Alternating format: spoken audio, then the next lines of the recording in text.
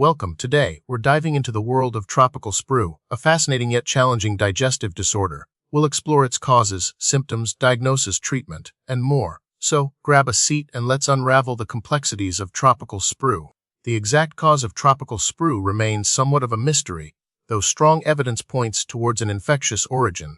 It's believed that an overgrowth of certain bacteria in the small intestine, particularly coliforms, plays a crucial role. These bacteria can damage the lining of the small intestine, interfering with nutrient absorption. Poor sanitation and hygiene in tropical regions likely contribute to the spread of these bacteria and the development of the disease. Now, let's understand what happens in the body with tropical sprue. The bacterial overgrowth damages the villi, the tiny finger-like projections lining the small intestine. These villi are vital for absorbing nutrients from food. When damaged, they become flattened and less efficient, leading to malabsorption of essential nutrients like folate, vitamin B12, fat, soluble vitamins, and carbohydrates. This malabsorption triggers a cascade of symptoms affecting various body systems. Tropical sprue is, as the name suggests, primarily found in tropical regions. It's most prevalent in areas of the Caribbean, Central and South America, India, and Southeast Asia. Travelers visiting these regions, as well as long-term residents, are at risk of developing the condition. However, the incidence of tropical sprue has declined in recent years, likely due to improved sanitation and antibiotic use. The symptoms of tropical sprue can be quite varied and debilitating. Common symptoms include chronic diarrhea, often pale, bulky, and full-smelling stools, weight loss, abdominal cramps, and fatigue. Nutrient deficiencies also manifest in different ways. Glossitis, or a sore tongue, can occur due to vitamin B12 deficiency. Anemia causing fatigue and weakness results from iron and folate malabsorption. An edema, or swelling, can be a sign of protein malabsorption. Weakness, loss of appetite, and failure to thrive in children can also be seen. Diagnosing tropical sprue involves a combination of clinical evaluation and diagnostic testing.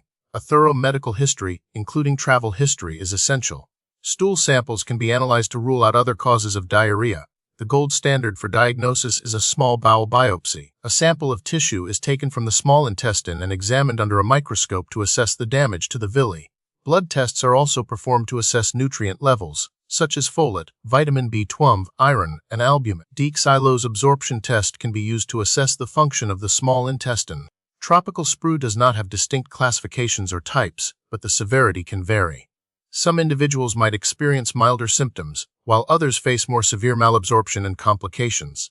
Management is tailored to the individual's specific symptoms and nutrient deficiencies. Treatment for tropical sprue focuses on eradicating the bacterial overgrowth and correcting nutrient deficiencies. The primary treatment is a course of broad-spectrum antibiotics, typically tetracycline or doxycycline, lasting several weeks or months. Supplementation with essential nutrients is crucial. This usually includes folic acid, vitamin B12, iron, and other vitamins and minerals as needed. A balanced diet is also important to support recovery. Regular monitoring and follow-up are essential to ensure the treatment is effective and prevent recurrence. While it's impossible to completely eliminate the risk of tropical sprue in endemic regions, certain measures can help reduce the likelihood of infection. These include practicing strict hygiene, such as frequent hand washing, especially before meals and after using the restroom. Consuming food and water from safe sources is crucial. Avoiding raw or undercooked foods, especially in areas with poor sanitation, is also recommended. For long-term travelers or residents in endemic regions, consulting with a healthcare professional about prophylactic antibiotic use may be considered. With prompt diagnosis and treatment, the prognosis for individuals with tropical sprue is generally good. Most people respond well to antibiotics and nutrient supplementation and can achieve complete recovery.